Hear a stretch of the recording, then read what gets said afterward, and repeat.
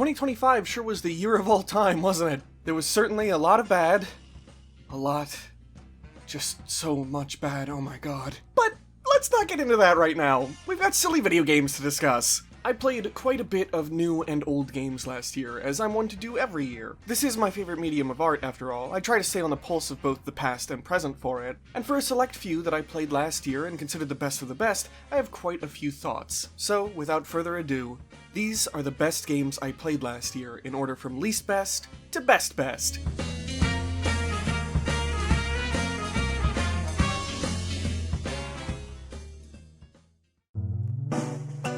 Some transparency with this one, I haven't finished Outer Worlds yet, and that's why it's at the bottom of the list. That said, I'm putting it in this video because the time I've spent so far with it has been more than worth what I spent on the game. I got the Spacer's Choice edition of the game on deep sale, and I gotta say, as someone whose only experience with this type of game prior were Bethesda RPGs like Fallout 3 and New Vegas or Oblivion and Skyrim, well, I didn't really think I'd ever be into it. And look, before people get mad at me, New Vegas is really well written, and I get that it wasn't developed by Bethesda, but I just don't like how it plays. These games led me to believe that these types of games were all pretty slow and had fairly weak feeling combat, and Bethesda RPGs specifically I think look incredibly ugly, which did not help. As it turns out though, when you play one of these games not under the Bethesda moniker, it has a higher chance of being, you know, good.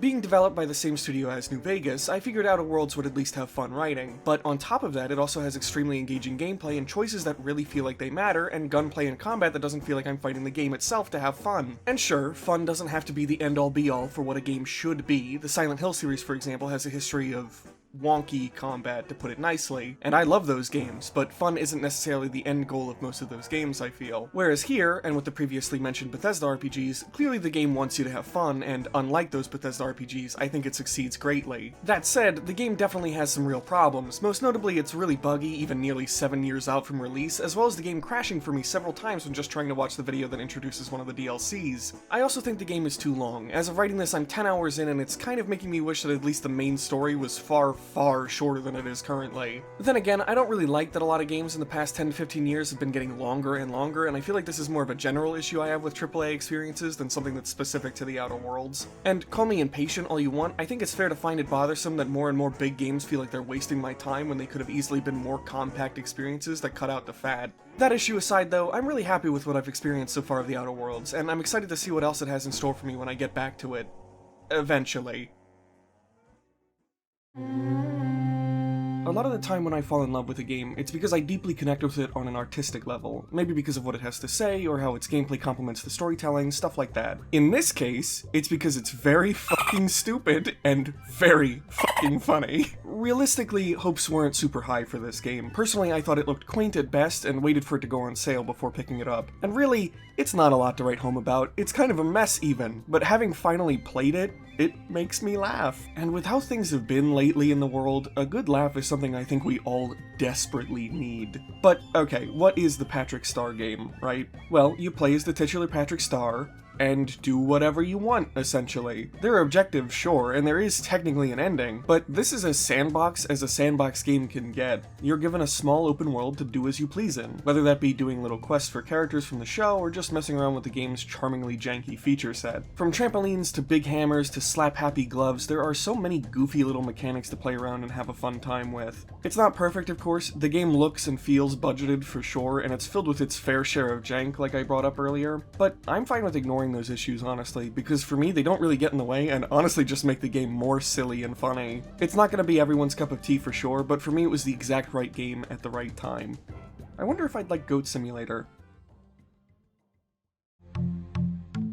This might be insane or even heretical to some people, but I think Sandland, the manga, the anime, and the game are my favorite works of Akira Toriyama. To be fair, I haven't really experienced his work outside of a sizable amount of Dragon Ball Z, but I guess what I'm trying to say is that I like Sandland more than Dragon Ball, really. I greatly like how compact this story is, no matter which version you're experiencing, especially the manga, which is my favorite version of it. I don't mind the Forestland stuff that's added in the anime and game, I like it even, but the base story, the first arc I suppose, is so much more quaint and focused obvious to me. Though I will say with the game specifically, I do like how certain things were rearranged and expanded upon from the manga and anime. For example, Anne is a character that didn't exist in the original manga and only shows up in the anime after the first arc is finished and moves on to the Forest Land arc. But in the game, Anne is introduced during the first arc and is given more presence throughout, making her importance later feel more natural and earned. Barring the manga, I think the game is actually my second favorite way to experience the story, with a caveat. Being a game, of course, it's only natural that it's quite a bit longer than either previous versions of the story, but there's also a good bit of padding that makes the experience longer than it really ought to be. Part of the issue too is that the game's core gameplay is... well, it's fine. It's fun, even, though there's not really much depth to it, which is the real problem here. And a game doesn't need to have the most depth in the world to be good, but the longer your game is, the more you need to keep a player engaged, and specifically the longer you play this game, you'll notice there's not a lot of what's needed after a point. Still though, I do think Sandland is a mostly solid game worth your time if you like Akira Toriyama's work, and especially if you've already read the manga or watched the anime, or both, like me. The characters are charming and likable and deeply endearing, and somehow despite the gameplay not being the most in-depth it could have been, the world you play around in is quite fun to explore and experience. I'm really shocked that this game manages to make a world that is almost entirely a desert fun to play around in, and trust me, that's pretty good praise coming from me, as personally I usually at best am indifferent to desert levels, and more accurately, usually hate them. I genuinely can't believe we live in a time where a budgeted tie-in game does a way better job of making a vast desert enjoyable to experience for most of its runtime, via the AAA Metroid Prime game that just came out that has one of the worst open worlds I've ever had the displeasure of experiencing.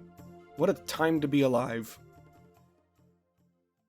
Let me start this section off by saying that Mario Kart World is absolutely not worth its price tag. It's a great time, I love all the new tracks, the visual style is the best the series has ever looked, and I even like the more controversial changes like connecting all the tracks together, but at the end of the day, Nintendo is charging $80 goddamn for a party game. A really polished and well-made party game, but a party game nonetheless. And maybe that sounds harsh, but when I see indie developers charge pittance for their games that are often worth so much more in my eyes, versus AAA companies who will charge $60, $70, $80 for games that are definitely not worth those prices, safe to say it leaves me a lot more critical of those AAA companies than I could ever be for an independent developer. Of course, that's not to say that the devs' work here shouldn't be celebrated either, though. It's not their fault that companies get greedier and greedier every year, month, or day at this point, it feels like. So let's drop the negative for a second and talk about what I really like about Mario Kart World. To go back to the visuals for a second, I adore how this game looks. The environments and lighting are genuinely breathtaking at times, and on a possibly more controversial note, I love every character redesign they've done for this one, DK included. To me, these are the best the cast have ever looked in 3D, and I really hope they stick with these design changes. It was the right move to take notes from the official 2D promo art for the series. It makes the characters just look so much more alive than they did before. Of course, visuals aren't the main attraction when it comes to games though, so how's this one play? Personally,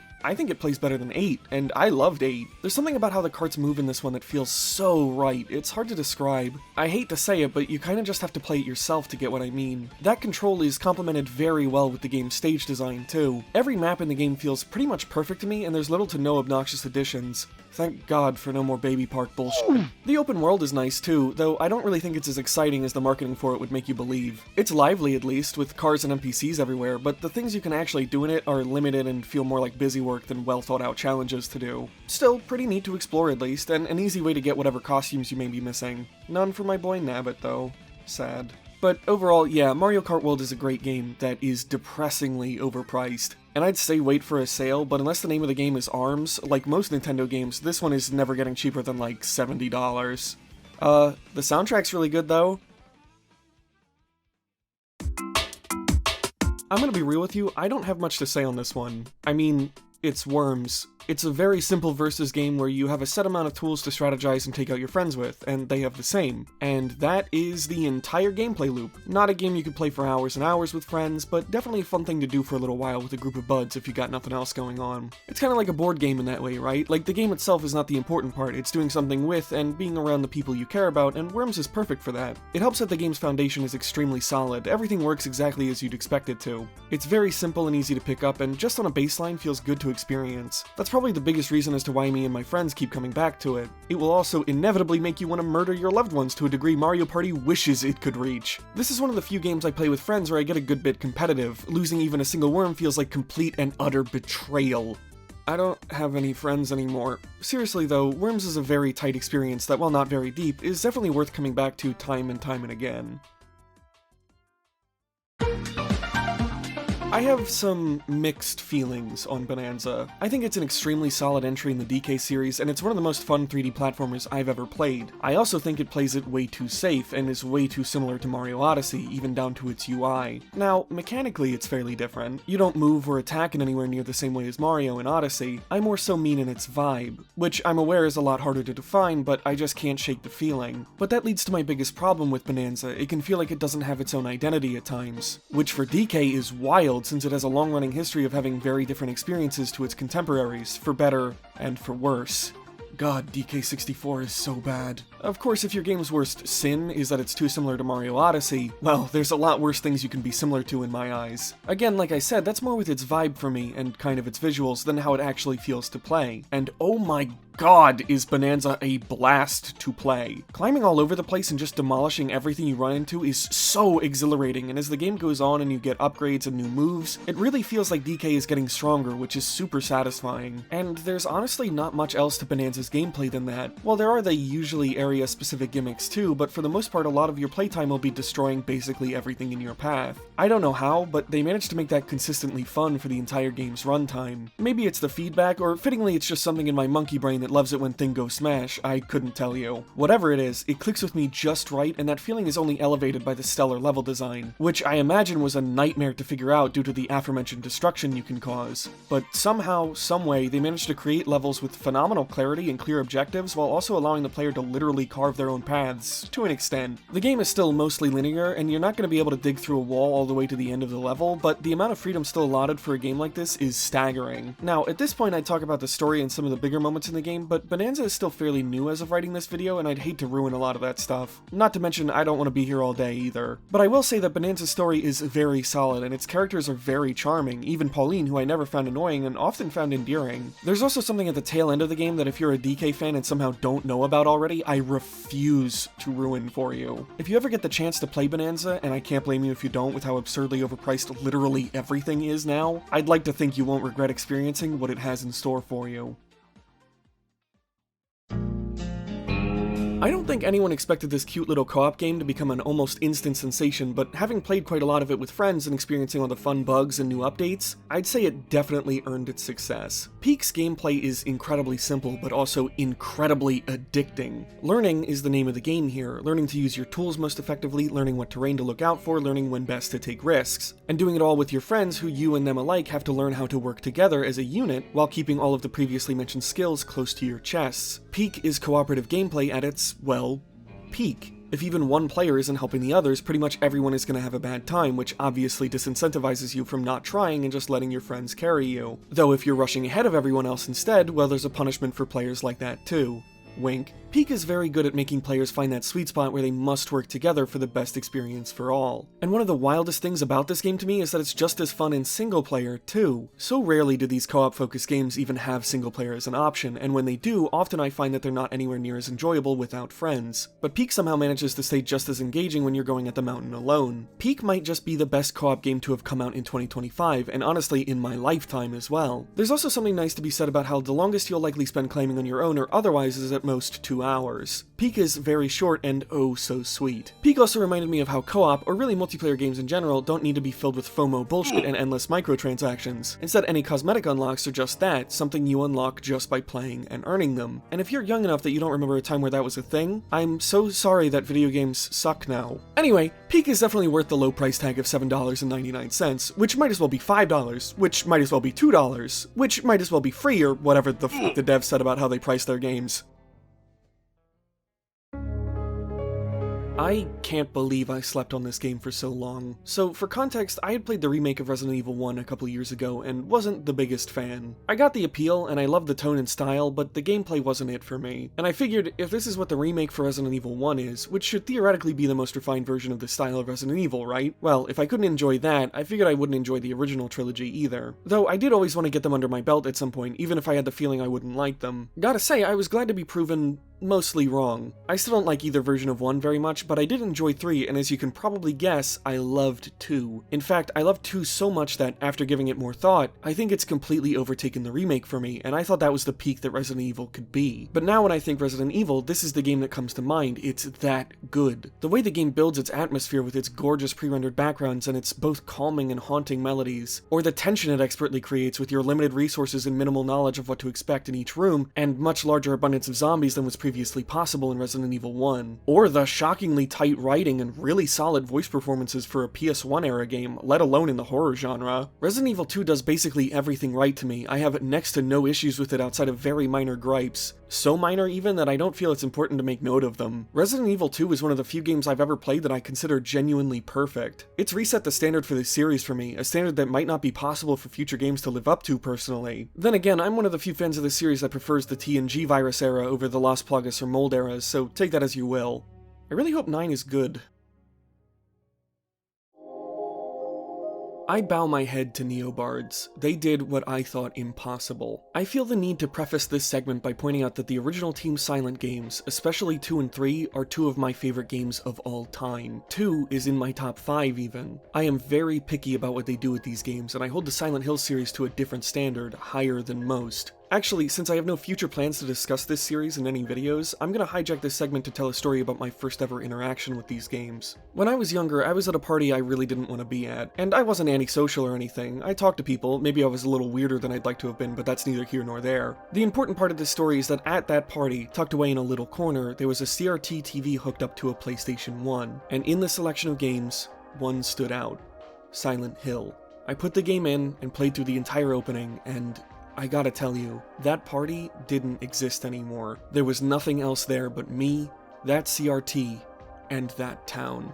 All this is to say that I am enamored with this series. It has a vice grip on me, and I think about it often. I also believed it was just gonna stay dead after Downpour, which, at the time, it seemed like that was for the better. And with one of the first announcements we heard of the recent revival of the series being a remake of my favorite game in it, being remade by one of my least favorite development studios, yeah, safe to say my thoughts felt all the more justified. Ascension didn't help, by the way. Also, I don't care how good people say 2 Remake is, I refuse to play it on principle. Anyway, how does Silent Hill F fit in for me? Well, as you probably guessed, I loved it. Not all of it, but most of it. Actually, I guess it'd be good to get some grievances out of the way first, since I don't have many. I think most noticeably, this game is not super well optimized. Stutters and lag, while not extremely frequent, happen enough times for me to take notice and cause some frustration. There are also issues with the pacing, especially near the end of the game, which in turn isn't helped by the combat. I think the game's combat is solid, but it does get stale near the end, and I imagine it won't have the same strengths it had on my initial playthrough when I didn't know what to expect from it. Like, the enemy variety, right? At first they start introducing a couple different enemy types to you, which keeps you on your toes and makes you strategize differently for each one, but then, well, the game just sort of starts reskinning the enemies you've already encountered with very little gameplay differences, usually just more health. It's not awful, but I do wish there was more real variety, because by endgame you do just end up fighting the same enemies over and over, and it does get a little tiring. Though I will say, despite the enemies losing their luster in combat as time goes on, they stay something worth worrying about to the very end. Now, Silent Hill F isn't as scary as what I consider the scariest game in the series, that being 3, but it does manage to keep tensions high throughout and often deeply disturbed me. Resource management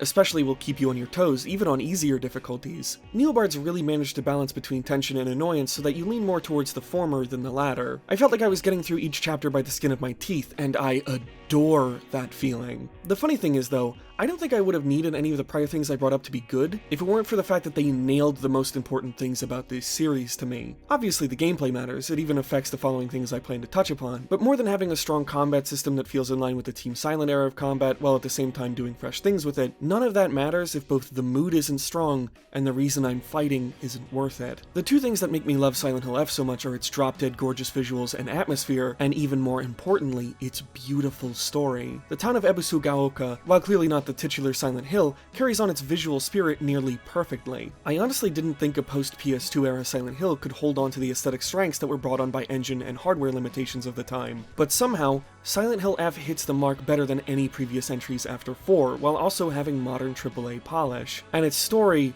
I could talk about it for hours. It's heart-wrenching, it's disturbing, and it's so very human. And at the center of it all, its most human element is Hinako. Hinako is one of the best protagonists in the series. She might even end up sharing favorite place with Heather after enough time and thought about it for me has passed. On top of being a well-rounded character, she's also used as a vessel of the story to explore themes such as self-isolation, downsliding into toxic romantic relationships, trauma from parental abuse, and other similar topics. I won't go too much further into specifics given how new the game still is, on top of just wanting you to experience it for yourself as blindly as possible, but I will leave you off with telling you all that this might be at least the second best written game in the series, if not the best. And if you're anything like me and as pretentious as I am about this series, that is insanely high praise. I talk more about why that is, but to be honest, I don't really know that much about Ryokishi 07 or his body of work. Though I will say learning he was previously a social worker delighted me, because when it comes to this series, and how often it tackles subjects that can become as intense as sexual assault and suicide, I'd say there's seemingly no better background for a writer in this series to have. And if Silent Hill F is anything to go by, I'm definitely interested in his body of work now. Also, fuck Konami. What a year for gaming. The new Silent Hill I adored, and the new Metroid I didn't. Wild. This video was a bit different than my usual affair. The editing was definitely simpler, as you may have noticed, on top of the topic at hand just being broader than what I tend to do as well. But I thought it'd be fun to just sort of ramble about the games I played in 2025, and I think I was right. This little exercise also gave me even more respect for these games than I had prior, since it forced me to more deeply examine them as the pieces of art they are. Honestly, I'd recommend you do the same with the games you've played over each year. Not to make a video or anything like me, but to just try and come to a deeper understanding of the art you experience. I also can't promise this will become a yearly thing. I just wanted to do something fresh. Plus, the possible stress invited by kind of needing to get a video like this out earlier in the year is not stress I'd like to invite into my life, you know? I prefer making videos at my own pace, which is generally slow. I hope you all enjoyed this one, and I'm interested to hear what you think of my picks if you have any thoughts on them. I'd also love to hear what your top games of 2025 were. Now with all that said, it's time to see what 2026 has in store.